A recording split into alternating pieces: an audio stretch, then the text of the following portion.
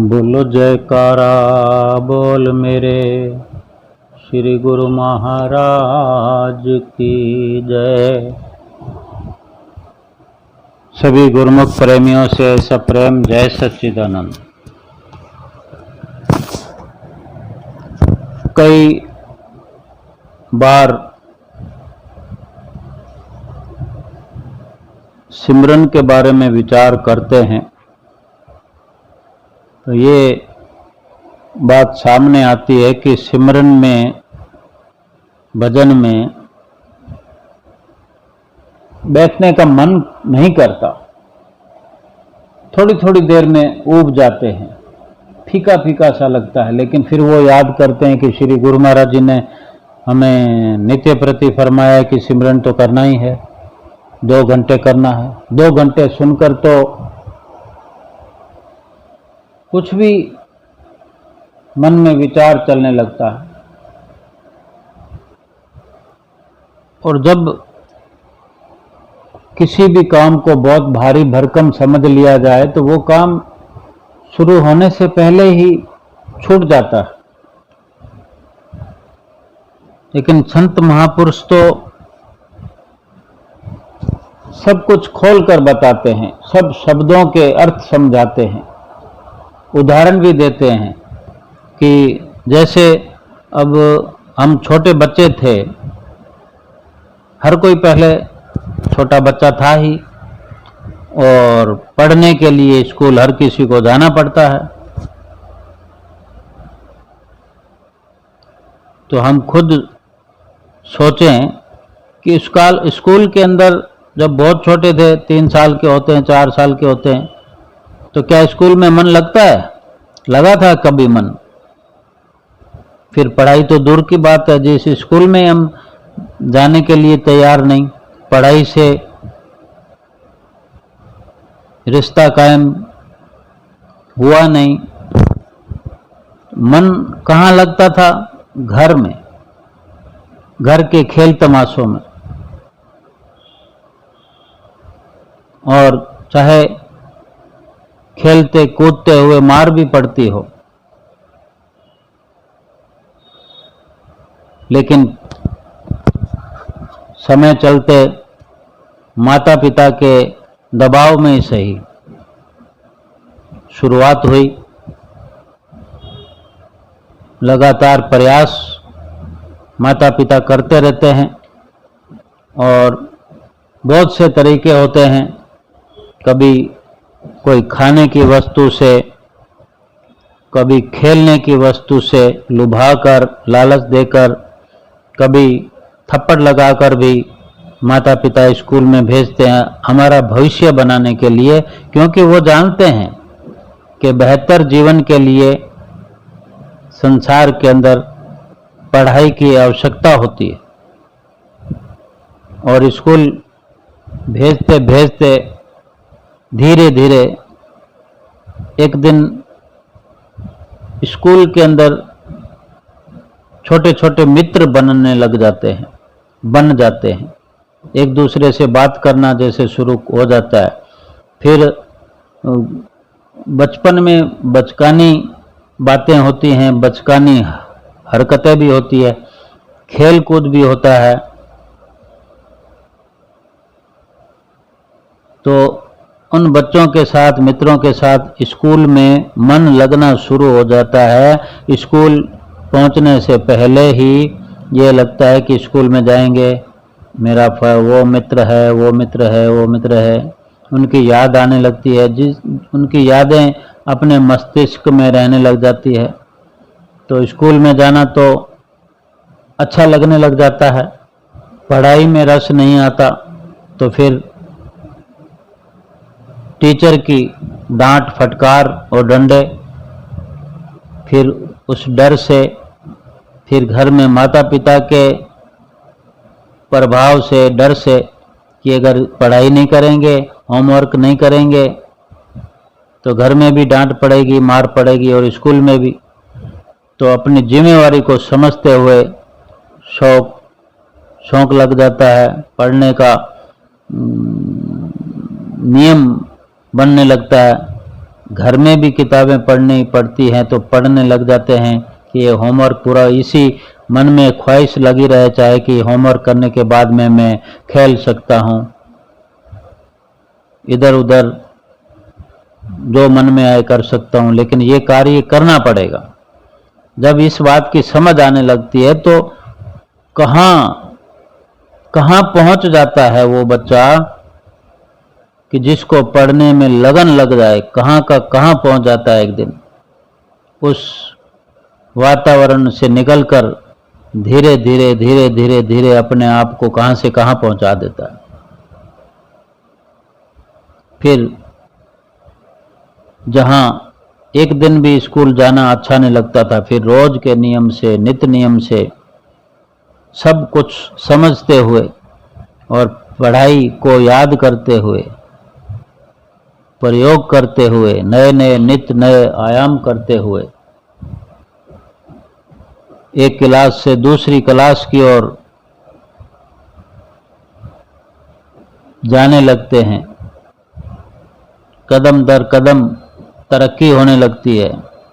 इसी तरह परमार्थ की राह में भी पहले डर 84 में जन्म मरण का और दबाव अपने जीव के कल्याण का होना जरूरी है कि अगर ये भक्ति परमार्थ का कार्य नहीं किया, सिमरन नहीं किया, तो यमराज और यमराज का डर हमें बहुत ही बड़े दुखों के गर्त में पहुंचा देंगे। जिसको 84 लाख योनियों का डर समझ में आने लगता है, दबाव समझ में आने लगता है, अपने आप का कल्याण करना अच्छा लगने लगता है, तब ही जो ये जीव है इस जगत के फंदों से छूटने के लिए पुरुषार्थ करता है, प्रयत्नशील होता है कि मुझे सिमरन करना है। और फिर ये सच्ची वस्तु को प्राप्त करने का जो शौक लग जाता है, फिर सतगुरु की दया मेहर से अंतर द्वार खुल जाता है, मालिक से मिलने की राह मिल जाती है, मिलने लगती है।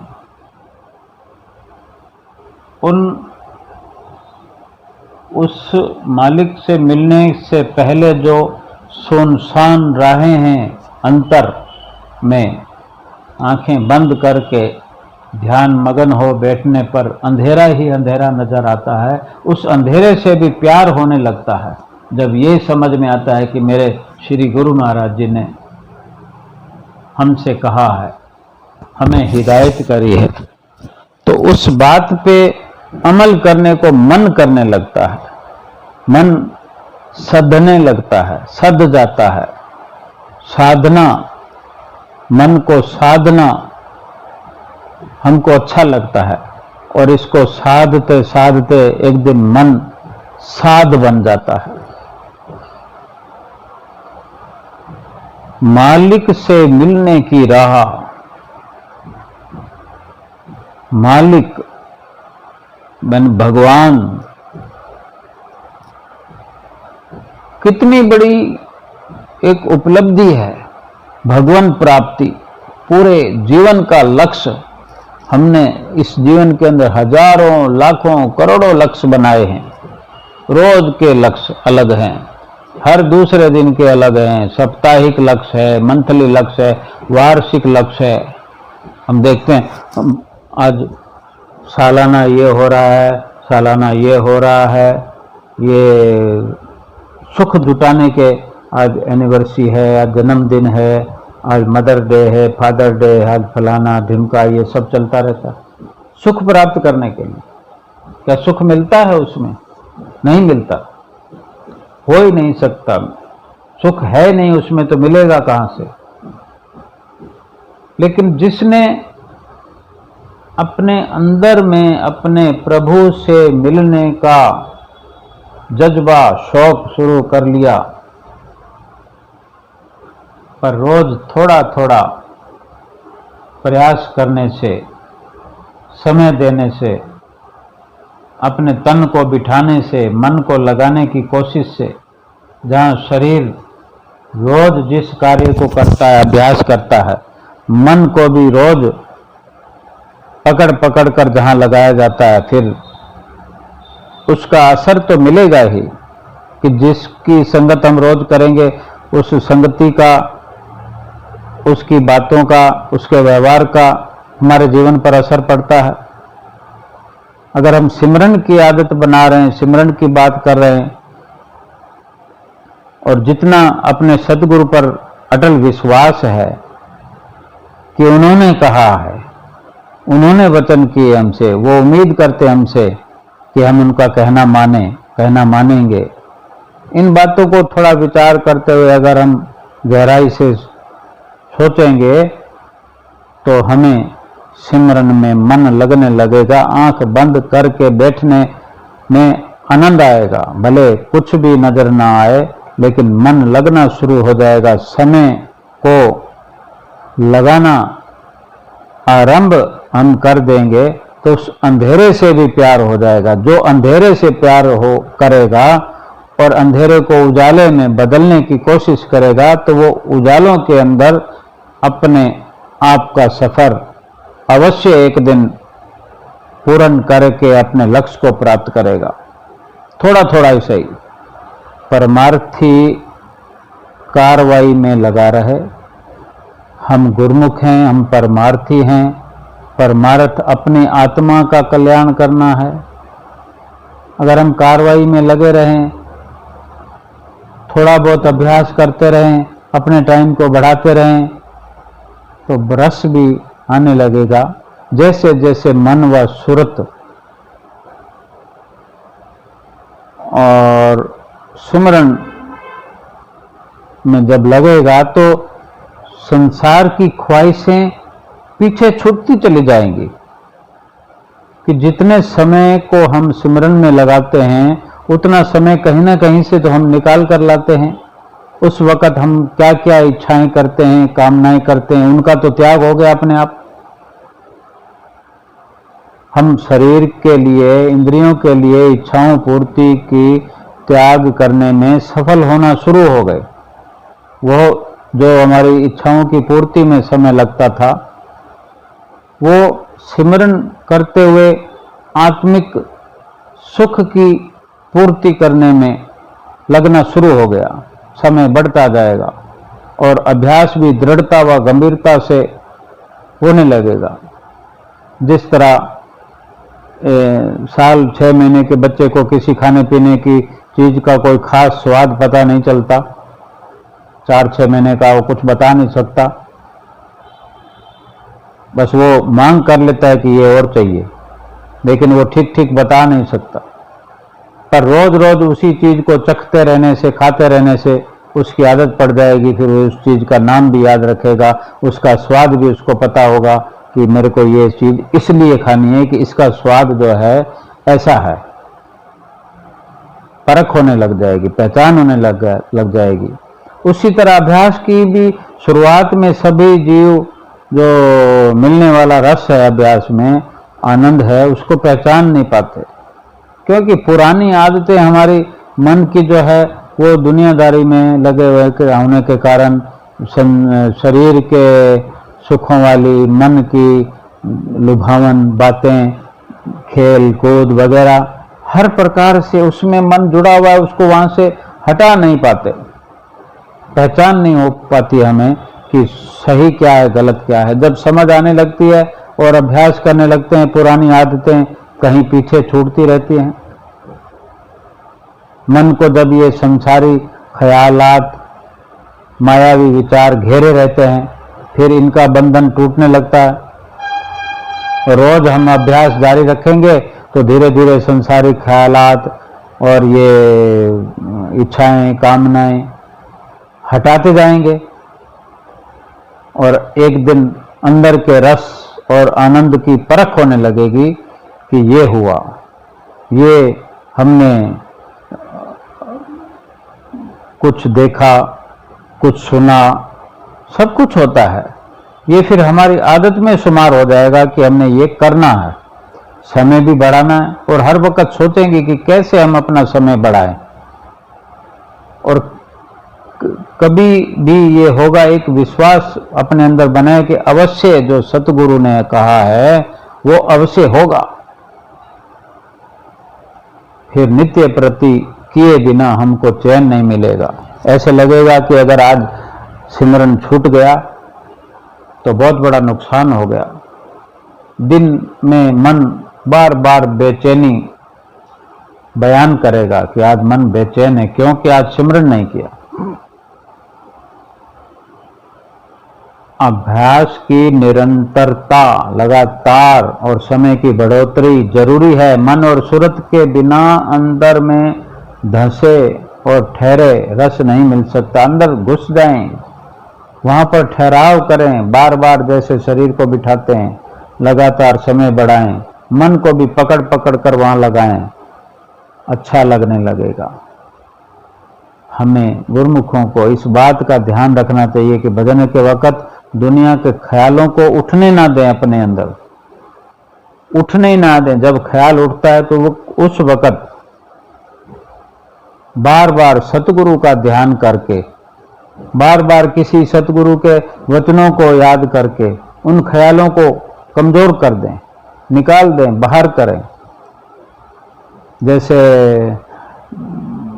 भजन में इसीलिए भी रस नहीं मिलता कि जैसे हमने अपनी पसंद की कोई चीज खाई पर ध्यान कहीं और लगा रहा, किसी आपदा में लगा या कोई बहुत बड़े नफे में लगा, तो हम कोई नफे नुकसान में या किसी कोई ऑफर मिल रहा हो, हम किसी से बात कर रहे हो और खा रहे हो, तो खाने के स्वाद का पता नहीं चलता। या कोई विपदा आ गई हो और खाना भी खत्म करना हो, कई बार तो ऐसा होता है वहीं छोड़ना पड़ता है खाना, इतनी बड़ी विपदा हो तो। या कहीं ऐसा होता है कि खाना खत्म करके जाना है तो खाना खत्म करते हैं, लेकिन खाने का स्वाद नहीं ले पाते। वस्तु को खाया भी, जबान ने चखा और अंदर पहुंची भी, लेकिन ठीक से नहीं उसका एहसास हुआ कि हमने क्या खाया और क्या उसका स्वाद था। ऐसे ही सुमरन में बैठे हुए इधर उधर के ख्याल आते हैं, आए, भले ही आए, पर पूरा प्रयास करते हुए, जोर लगाते हुए उन ख्यालों को कहीं पीछे खदेड़ दे, ख्याल उठे ही ना। जब जब ख्याल घेरा डालें तब तब अपने इष्ट देव सतगुरुदाता दयाल जी महाराज जी की, उनकी छवि को बार बार निहारें, उनको याद करें, अपने आप को, अपने विचारों को, मन को वहां अधिक से अधिक प्रेशर से लगाएं। जिस तरह मायावी विचार भक्ति के विचारों को आने नहीं देते, उसी तरह भक्ति के विचारों से ही माया के विचारों को खदेड़ा जा सकता है, दूर किया जा सकता है। भजन में सुरत और मन उठे भी और किसी हद तक शब्द से जुड़े भी, ये जरूरी है। सुरती को ऊपर उठाना है, सुरती को ऊपर उठाना है, शब्द से जोड़कर उसको बार बार ऊपर ठहराने का प्रयास करना है, ऊपर ले जाने का प्रयास करना है। ये नित्य प्रति का नियम। ध्यान उसी में होना चाहिए, अपनी सुरत शब्द में पूरी तवज्जो लगाकर बार बार लगातार ऊपर के लोकों में पहुंचाने का सुरती को प्रयास करते रहना चाहिए। और ऊपर के लोगों के बारे में, ब्रह्मांड देश के बारे में एक अपने अंदर विचारों में एक जगह बननी चाहिए कि कैसा होता होगा। हमारे श्री गुरु महाराज जी ने कहा है, वहाँ के कैसे नज़ारे होते होंगे, कैसे हमें श्री गुरु महाराज जी के वहाँ दर्शन होंगे, कैसे अपने आत्मा का साक्षात्कार होगा। उसी पढ़ाई को पढ़ना है, उसी को ढूंढना है, उसी को खोदना है। ध्यान हमारा बिल्कुल सहज रहे, सरल बनकर आराम से अपनी बैठक को कायम रखें। स्वरूप और शब्द में ये जीव तभी लग सकता है और रस भी मिलने लगेगा, और पूरा समय बैठ करके श्री गुरु महाराज जी को समर्पण किया हुआ समय, उनके कहने पर समर्पण किया हुआ समय श्री गुरु महाराज जी अपने आप निर्धारित करेंगे। हमें कुछ और करने की, सोचने की जरूरत नहीं है कि हमें रस नहीं आ रहा। हमें रस आए उसके मुताबिक हमने सब प्रयास करने हैं जो हमें बताया जाए। हमें केवल सुमरन के बारे में सोचना है, सुमरन करते वक्त उससे क्या हुआ क्या नहीं हुआ इसकी चिंता करना हमारा कार्य नहीं है। हमने चिंतन किया, श्री गुरु महाराज जी की आज्ञा मानी, बाकी श्री गुरु महाराज जी सब कुछ करेंगे। वो करण करावन हार हैं, वो हमारे पालनहार हैं, वो बख्शनहार हैं, वो भव से पार उतारनहार हैं। बोलो जयकारा बोल मेरे श्री गुरु महाराज की जय।